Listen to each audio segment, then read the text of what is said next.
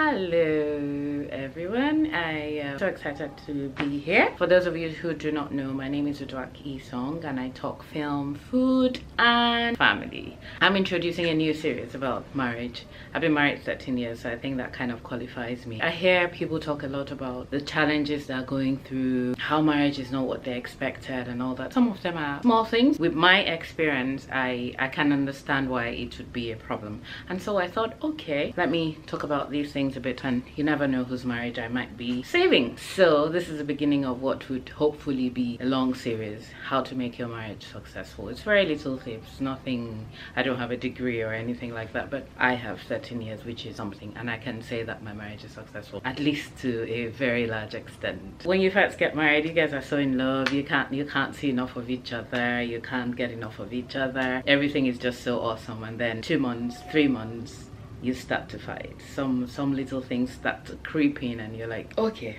why does he behave like that? And it's very little things, you know. Why is she dipping her bread into her drink? Why is he not squeezing the toothpaste? Why doesn't he clean up after himself? Why doesn't he do this? It's small things, but you start to bicker, and then before you know it, you're quarreling all the time.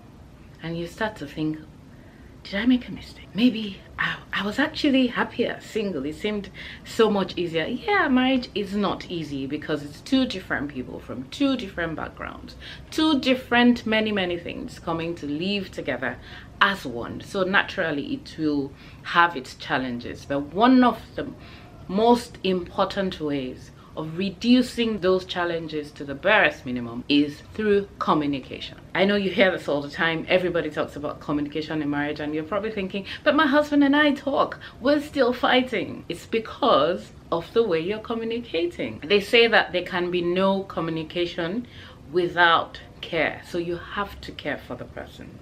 It's not about, okay, let me just talk to him. Let me tell him that I hate the way he does this. And let me tell her that I hate the way she does that. It's how you say it. How you say, you know, as individuals, we respond to what is given to us. So it's how you say it will make me respond to you. And if you care for your spouse, your intention is not to attack the person, not to make the person feel bad. You're looking for some sort of change, some sort of compromise. So if you have that at the back of your mind, you will communicate differently. I'll give you a very practical example. My husband and I, when we first married, used to quarrel about some of the silliest things in the world. And then one day he said to me, you know what? Please don't fight me on the phone. No matter what I do, wait for me to come home. It may seem like a very insignificant thing. It kind of changed our marriage a lot.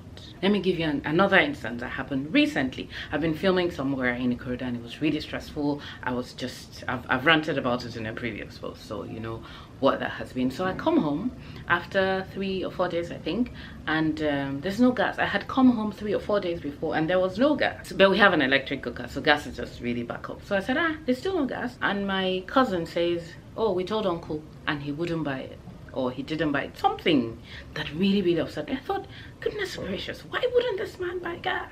So my first reaction was to pick up the phone, and because I was angry I would have been screaming, but I remembered what he had said. This was many years ago, maybe 5 or 7 years, but it has stayed with me because I saw the sense in what he said, and he had explained to me, you don't know what I'm going through at the moment, you don't know how I'm feeling, so if it's not a matter of urgency, please wait for me to come home. And so I dropped my phone and waited for him to come home. So now he comes home 2 or 3 hours after that.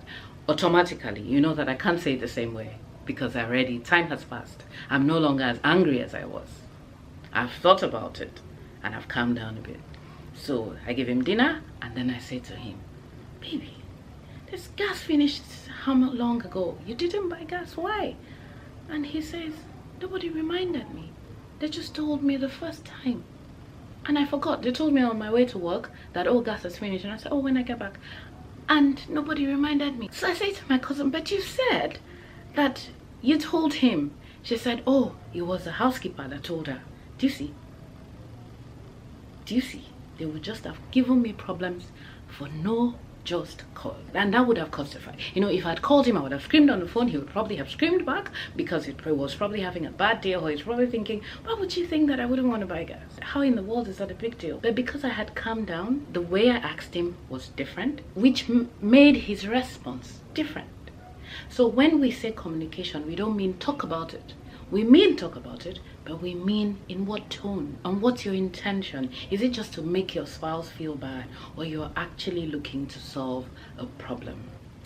And that's it for today. I hope that it helped somebody. So for me, one of the most important aspects of marriage is communication, and it's not just in saying things, it's how you actually communicate, which is why I said that it's important to care about someone, because then that would determine your tone, that would determine your facial expression, because the non-verbal communication is almost as important as the verbal communication, because people feed off what you give them.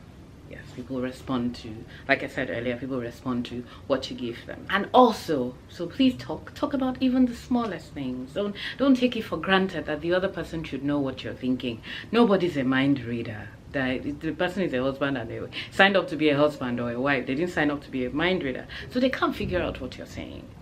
And so, but you know, talking is only half of the job done. Listening is also as important. So if your spouse is constantly complaining or talking about something, listen. Don't say, oh, that's not important. Everything is important. Marriage is about partnership.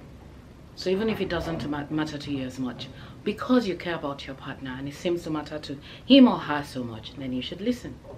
You'd find that with these few tips of mine, you would be on the road to having a happier marriage. Thank you very much for watching on this particular series. See you again next week.